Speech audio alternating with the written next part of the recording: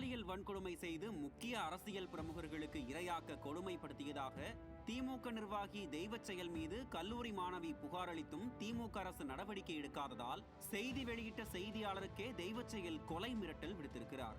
அரக்கோணம் திமுக இளைஞரணி துணை அமைப்பாளர் தெய்வச்செயல் மீது பல பெண்கள் பாலியல் வன்கொடுமை செய்ததாக பாதிக்கப்பட்ட பெண் பலமுறை புகார் அளித்தும் விடிய அரசின் ஒட்டுமொத்த ஏவல் துறையும் கண்டு கொள்ளாமல் உள்ளது. ஸ்டாலினோ எதுவும் தெரியாமல் சுய விளம்பரத்தில் திளைத்து வருகிறார். காவல்துறையோ கட்டவிழ்க்கப்பட்டது போல செயல்படுவதாக குற்றச்சாட்டுகள் எழுகின்றன.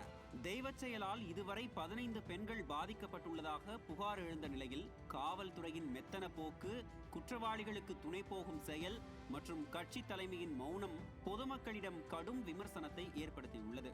இந்த சம்பவம் பத்திரிகை சுதந்திரம், பெண்கள் பாதுகாப்பு, சட்டம் ஒழுங்கு ஆகியவை ஸ்டாலின் ஆட்சியில் எந்த லட்சணத்தில் உள்ளது என்பதை காட்டும் சாட்சியாகவும், மக்களாட்சி இருக்கிறதா என்ற கேள்விக்கான பதிலாகவும் பார்க்கப்படுகிறது.